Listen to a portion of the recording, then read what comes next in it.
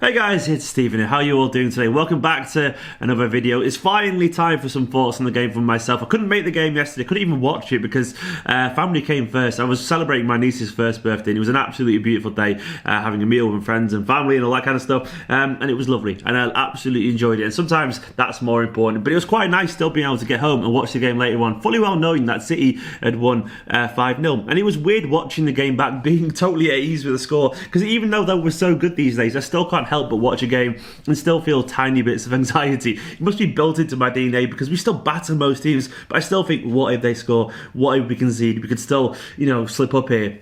I guess that's just part of being a Manchester City fan. So yesterday it was a change of pace to watch the game and just be so relaxed and know fully well what's going to happen. Oh, I absolutely loved it. It was a great day, and it was just a great performance from Manchester City as well. I'll go into the 5 things learned bit in a minute because that's probably a more reasoned way to talk about the game, given the fact that the match reaction stuff's kind of 24 hours late now, if we're being totally honest. But still, I wanted to quickly overview the game. It was a clinical, competent performance from a team fully refreshed, full of ideas and fully focused at the moment, and that really speaks credit to Guardiola for getting the players up for it, because Burnley could have caused us some trouble and they tried to for a 5-minute spell in the second half. They were at us, but we were focused, we stuck to the task, and we showed our professionalism, I'll put it that way. It was really nice watching the game, just being able to watch the patterns emerge, watching and appreciating the players, because sometimes we don't really do that enough, because when you're living in the game in the moment, you don't sit back to actually appreciate what's happening in front of you, and yesterday could do that. It was absolutely lovely. But let's get on to the 5 things learned from this game. I'm going to start immediately with Mr. Kevin De Bruyne. The King has got his groove back. He was absolutely fantastic. Yeah, by far his best display since his return from injury. Those signs of Kevin taking control of the game and absolutely stamping his authority, they're starting to show. And yesterday was the biggest example yet post-injury. He was fantastic. Best thing about De Bruyne you can say is that he sees things and he tries things that others simply don't. And you can see the effect it has on the team. There's runs being made that wouldn't usually be made. He has an ability to pick out the most intricate passes.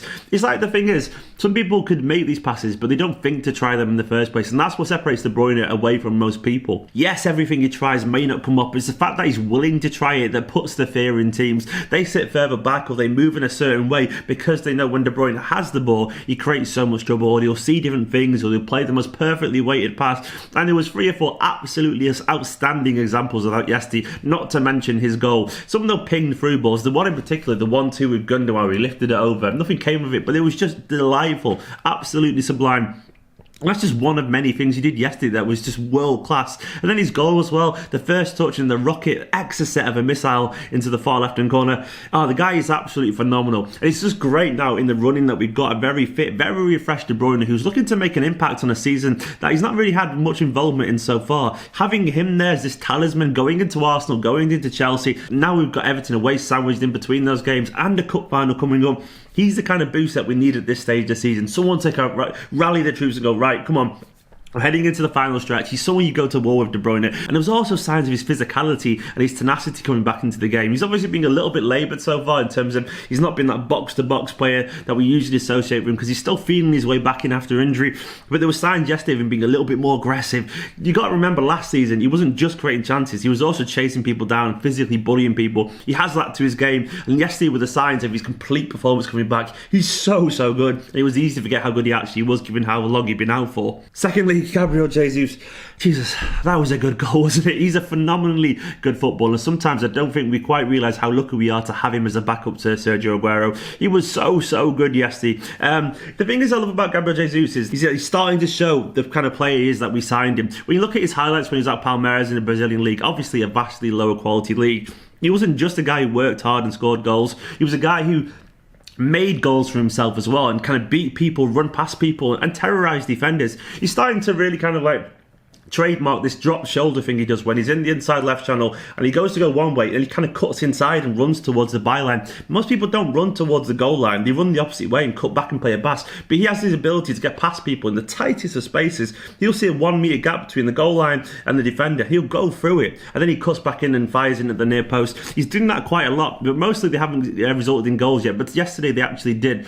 It's no coincidence that, in my opinion, that's coincided with the upturn of his form. He's looking more and more confident, And he's reaching that age of around 22, 23 where players really started to come into their own and find their own skin. He's started to learn English as well. So overall, he's more comfortable living in England now. He said the other day as well that he's very happy in Manchester and that is his home, and he's getting more and more relaxed here. And you can see it in his performances, his link-up play, his pace looks a little bit better. I always think pace as well is definitely influenced by confidence, because when you're confident, you're sharper, you look more quicker because you're first to the ball, because you react quicker, because you're thinking clearly.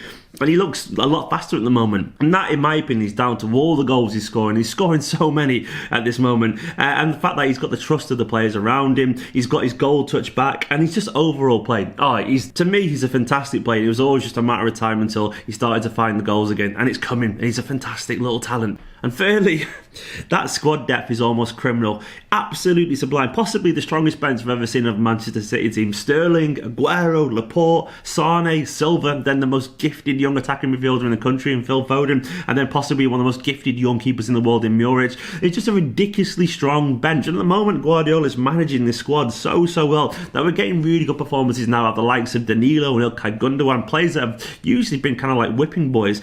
I think in general, you've got to look at Gundogan as well. We're starting to see more good performances than bad from him. Usually he's been a little bit iffy, but largely these days he's really good, and he was very good yesterday as well. Some of his link-up play, in particular with De Bruyne, was fantastic. Some lovely little 1-2s, some gorgeous weighted through balls, his runs getting into the box as well. He was very good yesterday. The more we see of that Gundogan, the better. And these days we largely get that Gundogan.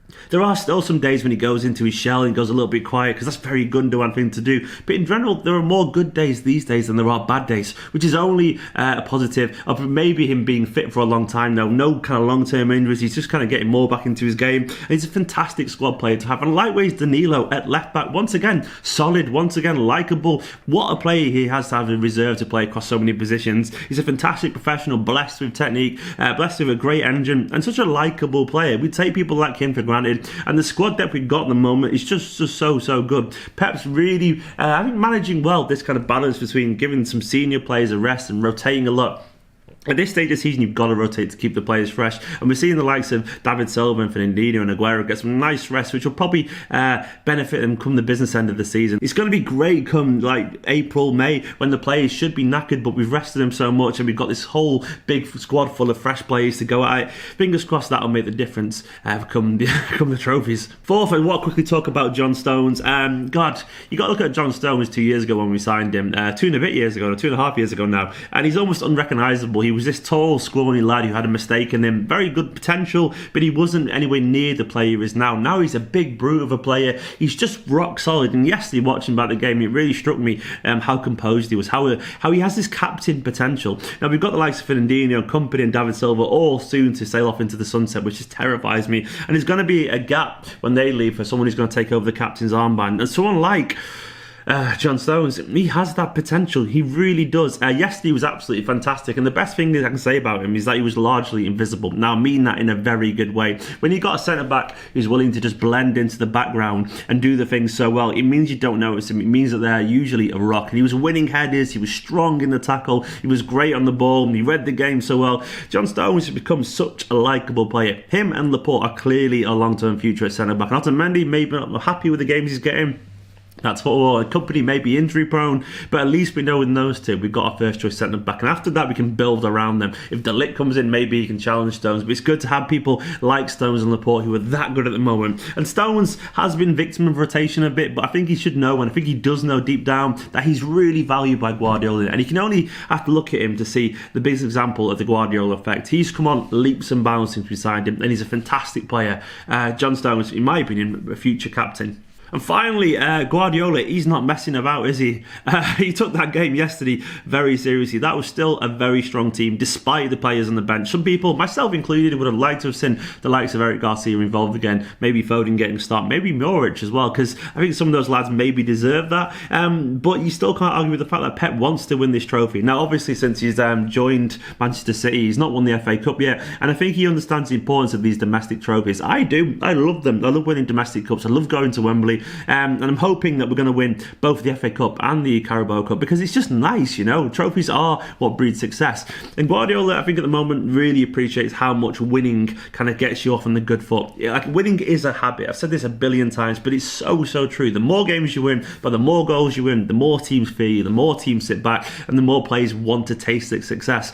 And with Pep pushing so hard and naming such a strong team and taking every game so seriously, the players themselves will know that there's no way that they can drop off with their form, because players will be rotated, but players will also be expected to play at the very highest level. I like this focus. I like it. It looks like Pep, to me, is not letting complacency set in. Yes, we did rest a lot of very good players, but the players that we bring in, the squad depth, the strength that we played against a Burnley team, probably wishing that they were somewhere else other than Manchester City's ground yesterday. I like that. I really like that. I respect it. I think Guardiola has his team utterly motivated, and it's only going to benefit us come the end of the season. Anyway, guys, that's just my 5 things that I took from the game yesterday. It was a nice match to be able to watch, knowing that we'd won 5-0, put it that way. It was a lovely performance. I want to know what you guys think of the game yesterday. Let me know in the comments below. Don't forget, if you are new to this channel, make sure you hit that subscribe button, give this video a like, get your thoughts in the comments below. I've been Stephen, and I'll see you tomorrow, probably for a preview of the Newcastle game in a bit.